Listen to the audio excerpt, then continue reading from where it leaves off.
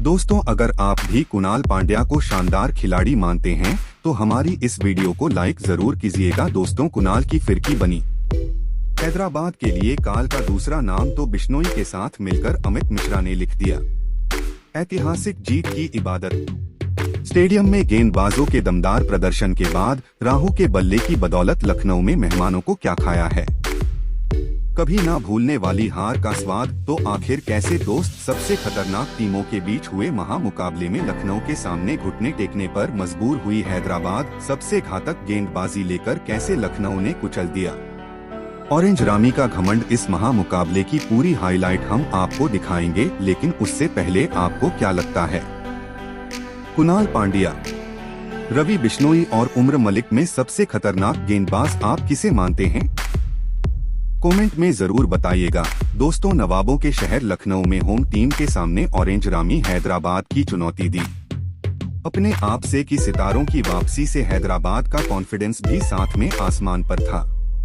इस मुकाबले में जब सिक्का उछला तो हैदराबाद के कप्तान एडम आर मार्करम ने टॉस जीतकर पहले बल्लेबाजी का फैसला किया, लेकिन उन्हें या फैन को अंदाजा नहीं था कि यह उन पर ही बहुत बुरी तरीके से भारी पड़ने वाला है।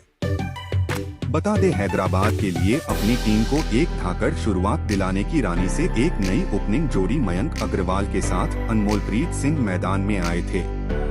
अनमोलप्रीत सिंह ने अपनी टीम को एक जबरदस्त शुरुआत दिलाई, लेकिन दूसरे छोर से कुणाल पांड्या की हाथी ने हैदराबाद के टॉप ऑर्डर को तहस-नहस करके रख दिया। उन्होंने आते ही पहली मयंक अग्रवाल को अपने जाल में फंसा लिया। एक बड़ा शॉट खेलने के प्रयास में कवर में अपना कैच थमाकर पवेलियन लौटे। ये खिलाड़ी ताबड़तोड़ चौके छक्कों की बरसात कर अपने अर्धशतक की ओर बढ़ रहा था। तभी केएल राहुल ने अपने सबसे भरोसेमंद गेंदबाजों को गेंद सौंपी और अपने उस ओवर में उन्होंने ऐसा चमत्कार किया कि पूरी दुनिया देखती ही रह गई। जी हां दोस्तों, आपको बता दे, पहले उन्होंने अनमोलप्रीत सिंह को 31 के स्कोर पर एलबीडब्ल्यू आउट किया।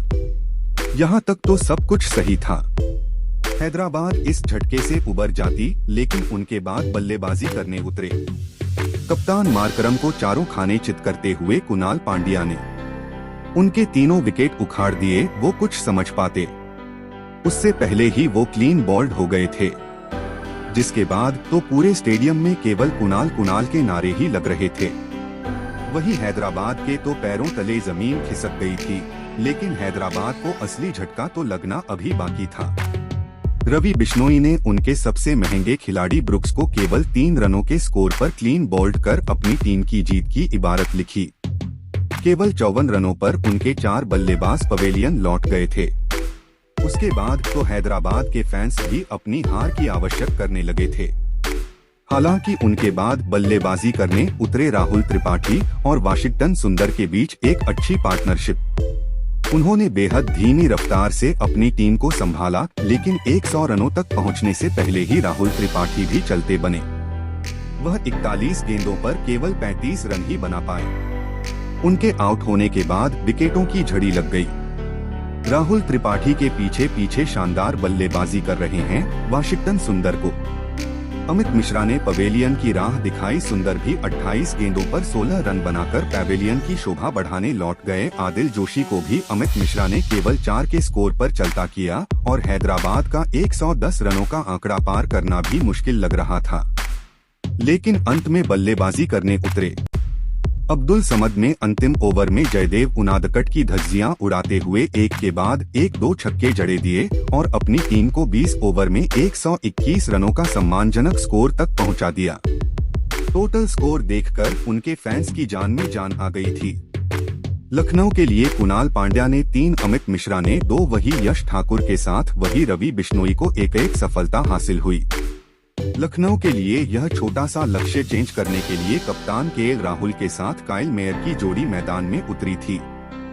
यह दोनों शुरुआत में विकेट नहीं देना चाहते थे और हैदराबाद को मुकाबला जीतने के लिए किसी भी कीमत पर विकेट तो चाहिए था। लोगों ने सोचा कि यह मुकाबला रोमांचक होगा, लेकिन इन दोनों खिलाड़ियों ने ऐसी शुरुआत करी कि हैदराबाद के फैंस की आंखों में आंसू आने लगे थे।